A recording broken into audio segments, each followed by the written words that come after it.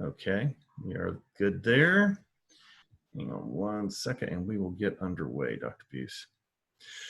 Thank you, everybody, for joining us this morning. UNC Health is doing these briefings for the Triangle area media on a regular basis to try to help them keep you informed of what we're doing in the world of COVID these days. So this morning, we're going to talk to Dr. John Buse, and he'll be introduced in just a moment, but he's going to talk about his area of specialty, diabetes, and how that interacts with COVID-19 and other underlying conditions. So among the topics that he will be able to address are things like, what are patients with diabetes, why are patients with diabetes and high blood pressure and other conditions more susceptible to serious injury or serious infection from COVID-19, and things of that area, and special precautions that hospitals are taking, and those types of things. So we'll go ahead and get underway, and at this point I will turn it over to my colleague at UNC Health, Alan Wolf, to do the introduction. Alan? Thanks, Phil. I'll keep this really short and sweet so we can get to some questions. Dr. John Buse is Chief of the Division of Endocrinology at UNC and Director of our Diabetes Center. We're lucky to have a world-renowned expert in the prevention and treatment of type 1 diabetes, type 2 diabetes, and all the complications. Dr. Buse's day-to-day work combines clinical care, research, and education. Dr. Buse, I was wondering if you could start off with some opening remarks about sort of how your work has shifted over the past couple months during this pandemic and some of the things you're seeing. Sure. I think the major thing that we're doing differently today than we did 6 months ago is virtual care. On the inpatient side, we have a diabetes management team that works to help control blood sugars in patients with diabetes that are in the hospital. In the context of COVID-19, we've switched that to an entirely virtual process, and we've actually been able to demonstrate by contacting people on the phone, contacting the nursing station, talking to the other healthcare providers that are in the hospital. We've been able to maintain very good blood sugar control for patients with diabetes in the hospital without having the extra exposure and the possibility of spreading disease. That really amazed me that we were able to do that. On the outpatient side, we are doing a lot of virtual care. I do think it's time for many of our most vulnerable patients to start coming back to the clinic. It's a very safe environment, and there are certain assessments that need to be done face-to-face to make sure that patients with diabetes stay well, independent of COVID-19. So that's kind of where we are today. Great. One of the things we keep hearing about in the news is that patients with underlying chronic health conditions, such as diabetes, are more likely to feel greater impact from COVID, more severity. Can you talk a little bit about why that is and what can be done to sort of prevent that? Yeah. The short answer is we don't really know why it is that patients with diabetes, for instance, are at increased risk of requiring intensive care unit care or even death. We think it's related to the fact that diabetes and many of these chronic diseases are related to inflammation, and that it's really the inflammation in the setting of COVID-19 that's causing the severe disease. So that, if a patient with diabetes is already kind of here on the inflammation scale, it doesn't take as much to tip them over to the point where they might need intubation or ICU care. One of the most interesting things about the way that the diabetes story has been covered in the popular press is, one might get the sense that if you had diabetes, it was a death sentence if you ever got COVID-19.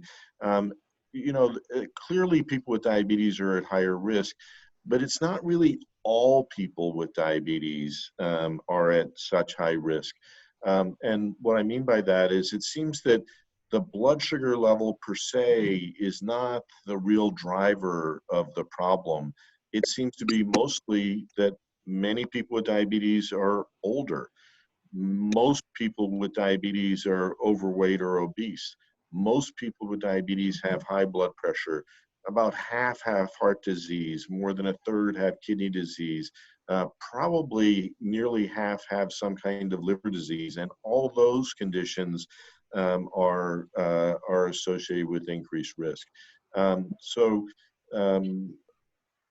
I think the most important thing for people to know is that if they get COVID-19 in the setting of diabetes, we have excellent ways to support patients. And it is very likely that in the end, a good outcome will occur. That said, people want to avoid COVID-19 at all costs. And to do that, they need to practice social distancing. Absolutely, please wear a mask when you're in public. I think that's a very important thing for people with diabetes to do.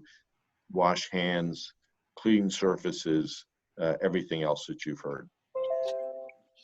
Great. And so we've got a number of media on the line. So if we have any questions from media, please go ahead. Just ask your question.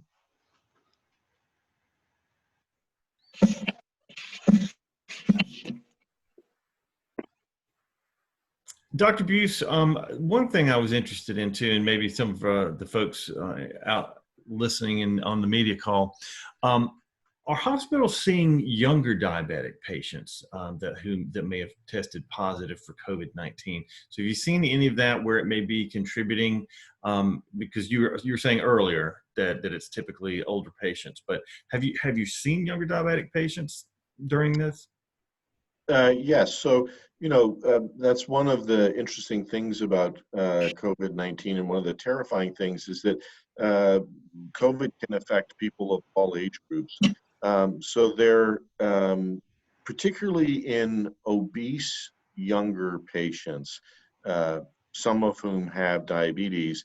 We're seeing more severe disease than what we generally expect in young patients in general. To get a sense of the impact of diabetes, if you look at the general population, about 10% of men, women, and children in America, young and old, have diabetes. 10% of the population in general. If you look at people with COVID-19, about 10% have diabetes. So it's not that people with diabetes are more prone to getting the infection. If you look in the hospital, it's more like 25%. And if you look at the intensive care unit, maybe more like 35% of the population will have diabetes. So people with diabetes are not more prone to disease, they're more prone to more serious outcomes. And a big driver of that is overweight and obesity. So we'll give you opportunity for any media questions. Please just ask your question right away of Dr. Buse. And if not, Alan and I can continue to moderate. Would you say that that UNC hospitals in Chapel Hill and in UNC Health in general, have we become a central treatment option for COVID patients who are also diabetic? Do you feel like you're seeing more because of the epidemic? I think on the inpatient side, as I mentioned a moment ago, the COVID positive population is disproportionately comprised of people with diabetes. So in that way, the diabetes management team has never been busier. So I think yesterday they saw more than 60 people, not all of them with COVID, obviously. So in that way, it is bringing more people with diabetes to UNC, that we're viewed as a tertiary care center for managing people with serious illness.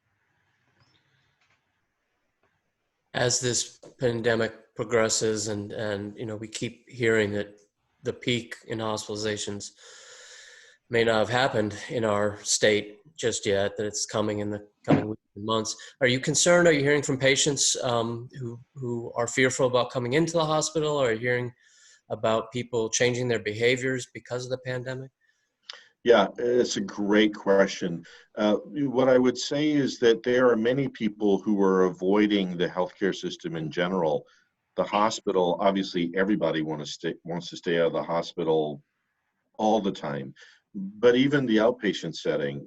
So I do think today in North Carolina, where we have this sort of brewing COVID problem without this sort of uh, huge surge that they had in New York City, that today there are probably more people with diabetes that are getting into trouble because they're deferring care than there are people who are getting into trouble because of COVID-19. And so we have tried really hard to communicate with our outpatients that if they have chest pain or they develop a sore on their foot or they have shortness of breath or any kind of semi-acute situation, do not defer that care because of fear of COVID-19.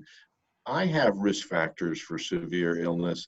I feel completely comfortable coming to the clinic to see patients. We wear masks, we have face shields, the patient wears masks, we clean all the surfaces. We're very, very careful. It is clearly safer to go see your doctor than it is to go to the grocery store or the pharmacy. So if people with diabetes are worried that their health isn't exactly where it needs to be, they should see their doctor for help. I see we have had at least one new media member join, so if there are any media questions, please just jump in and ask those.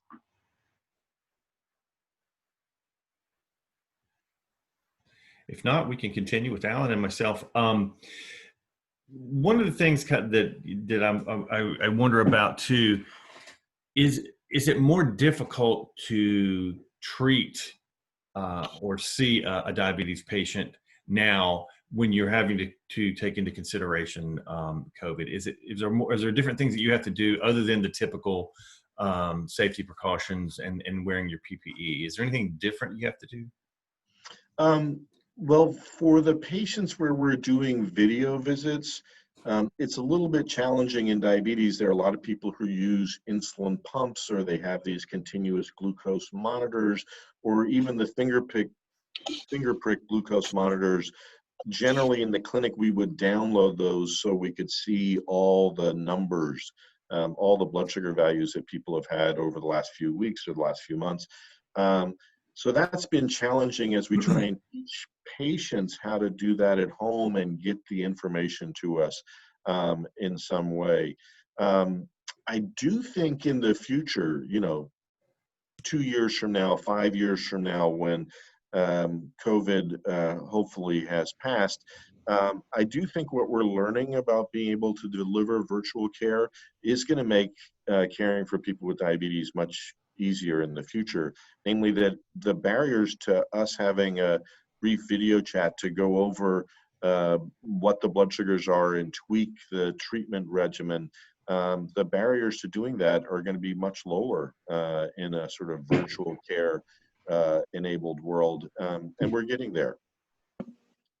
So you are, I hate to say bright spots because it is tough during a pandemic to sort of see the silver lining, but you are seeing some positive things come out of all this. Do you think that they'll stick? Absolutely. The phrase has been used over and over ago that now I can't remember exactly how it goes, but that stress is the mother of invention. I do think we're figuring out a lot of ways to do things better in light of the stress of COVID-19. I do think a lot of patients are paying more attention to their diabetes as a result of the popular press coverage about diabetes being such an important risk factor. And that's a good thing. I do believe that there is no reason for people with diabetes to suffer the long-term complications of diabetes that devastated previous generations with amputations, blindness, kidney failure, early heart attacks, strokes, and mortality. We have the tools now for people with diabetes to live out completely normal lifespans without disabling complications. It's just a matter of getting people to apply those tools. And I do think COVID has focused some patients' attention who, were focused elsewhere until now. I like to think of everything as having their silver lining, and certainly I think there's a possibility that COVID-19 will help us focus better on what's important in diabetes care. We had a question come in from a reporter out in Johnston County. He's wondering what you're hearing about areas like Johnston County. I guess you could speak to rural counties in the state in general. Are you seeing more diabetic patients, COVID-19 patients from those areas? Obviously, it's not going to solve the.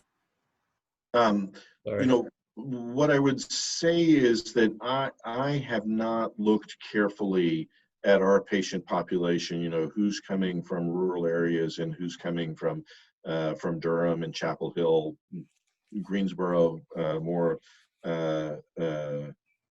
urban environments. Clearly the issues are different. So in places where population density is higher, there is more possibility of community spread. In rural communities, I do think that many of them have these larger manufacturing or agricultural facilities where there's been a fair amount of spread. I think there are different problems in both places.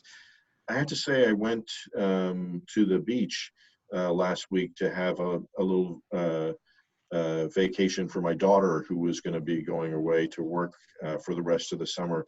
And as I drove through the rural parts of the state, I was amazed how few people were wearing face masks. From what I know of the science, and I have done a lot of reading, the wearing of face masks is important both to reduce your risk of transmitting the disease to somebody else, but also to reduce your risk of developing the disease. And I was stunned at how few people had the disease. And as I tried to put myself in the heads of the people that I would see at a gas station, for instance, it occurred to me that if you're in a rural area where you've never met someone that had COVID, you might think, well, it's just not here. But I was coming from a more urban area, driving through your town and visiting your gas station. Maybe I brought it to you. Now, I was wearing a face mask, but I would hope that you would wear a face mask as well. The other issue that we're hearing about is with so many people unemployed, losing health insurance, it's going to impact access to medical care. It's going to hurt people financially. Are you hearing things like COVID impacting patient access to insulin and being able to pay for things? Yes, I have. And the bright lining here is that if we scramble around, we can almost always find a way to get people the drugs that they need. But it is a huge problem. And, this is another area where I think the COVID pandemic will focus attention on how not having a healthcare system really puts people at risk. My hope is that moving forward, we will have a more integrated system where there are people in charge nationally that help ensure that resources are distributed appropriately, that everybody has access to care moving forward. It's a big problem. Last week in clinic, I saw as many patients as I've seen in years. People were were anxious to come back in as the clinic opened back up. This week, I have openings, and I haven't called the people that I haven't seen in a few months to remind them that we really probably need to touch base with each other. But I suspect some of it is people who've lost their insurance and are just worried about the fees and copays. Hopefully our healthcare system and others will work to address that. Dr. Buse, you know, we've heard a lot through, you just hear maybe anecdotally, but the folks have, since being shut up and being together and a lot of eating, people putting on weight during the pandemic. Is that a factor for diabetic patients as well? It is. Now, people, I think, misunderstand that, you know, if you gain 2 pounds, it's catastrophic somehow for people with diabetes. But I do think some people, including myself, have developed a bit of a weight problem.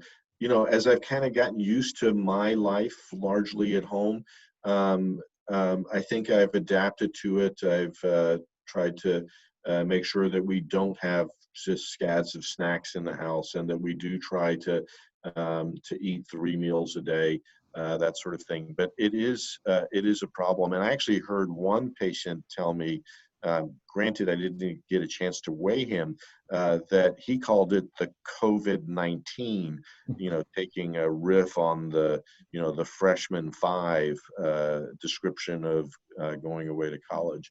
I hope he hasn't gained 19 pounds, but I imagine there are some people out there who have, both because of decreased physical activity and just sitting next to the refrigerator all day long. What do you recommend to patients when they come in? What are some of the most important things they can do during this time to stay healthy and to stay out of trouble? Yeah, so the things that I've asked people to do is first, to do what they always do. So take your medications as prescribed. Number 2, try and follow your meal plan. And if there's stuff in your house, if you're there all day long that you just can't stay away from with regards to snacking or extra eating, you know, please try not to buy that. You know, it's good advice in general, but if you're home all day, every day, I think we need to double down on not buying the stuff that isn't healthful. And then if you're worried about going outside because you're in a more urban environment, you know, at least you can take some, you know, cans of tomato juice or big cans of beans and do exercises with your arms and walk around your house or apartment.